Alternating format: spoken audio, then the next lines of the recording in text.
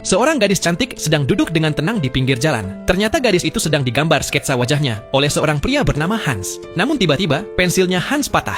Ia dengan cepat membuka tasnya untuk mencari pensil lain yang serupa. Setelah mencari beberapa saat, ia menemukan sebuah pensil aneh dengan warna yang sama. Ia berpikir bahwa sebaiknya memakai itu dulu saja. Untuk mencoba pensil itu, Hans menggambar sebuah lingkaran sederhana di selembar kertas. Begitu selesai, gambar itu berubah menjadi batu sungguhan. Hans terkejut. Untuk memastikan ia tidak berhalusinasi, ia menggambar sebuah apel di atas kertas. Dan tepat di depan matanya, apel sungguhan muncul dan terjatuh. Ia kemudian memungutnya, lalu menggigitnya, dan ternyata rasanya benar-benar seperti apel asli. Hans segera membereskan barang-barangnya dan berlari pulang ke rumah temannya. Dengan napas terengah-engah, ia meminta temannya untuk segera menendangnya. Lalu temannya menendangnya, dan Hans sangat yakin bahwa ia tidak sedang bermimpi. Ia lalu menunjukkan apel itu dan menjelaskan semuanya. Namun, temannya Hans hanya tertawa dan berkata bahwa Hans mungkin sedang sakit, lalu menyarankannya untuk pergi memeriksakan diri ke dokter. Kemudian, temannya menantangnya dengan berkata agar Hans menggambar sebuah batangan emas jika ia benar-benar serius. Hans mengambil pensil itu dan mulai menggambar. Tapi kali ini, tidak terjadi apa-apa. Batangan emas itu hanya diam di atas kertas, tidak ada keajaiban.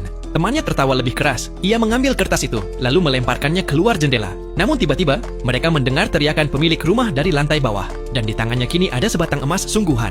Tanpa berkata apa-apa, si pria tua itu langsung memasukkan emas itu ke dalam sakunya dan pergi begitu saja. Kini teman Hans akhirnya mempercayainya dan berteriak dengan penuh semangat agar mereka membuat lebih banyak emas.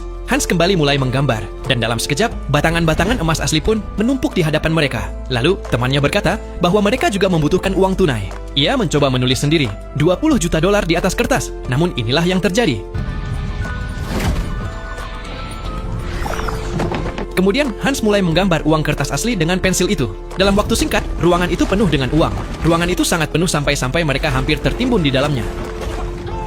Tepat saat itu, si pria tua pemilik rumah kembali dengan marah. Ternyata sudah berbulan-bulan tidak ada yang membayar uang sewa. Ia mulai membentak semua orang. Namun saat itu juga, Hans dan temannya keluar dengan pakaian mewah, rancangan desainer terkenal. Para tetangga yang ada di sana sangat tercengang ketika melihat kedua pria itu.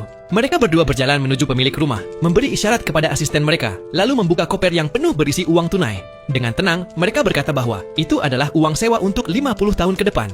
Kemudian, dengan menggunakan pengeras suara, teman Hans mengumumkan bahwa semua orang tidak perlu membayar sewa lagi, karena mereka baru saja membeli rumah untuk seluruh tetangganya. Karena hal ini, akhirnya semua orang bertepuk tangan dan bersorak gembira. Setelah itu, mereka menggunakan pensil ajaib itu untuk membangun rumah bagi orang-orang di lingkungan miskin. Tak lama kemudian, poster mereka tersebar di seluruh kota. Dari yang awalnya berjuang untuk bertahan hidup, kini mereka bisa hidup seperti bangsawan, dan hidup mereka benar-benar berubah. Mereka menggunakan pensil ajaib itu hanya untuk hal-hal baik, yaitu untuk membantu orang-orang yang membutuhkan.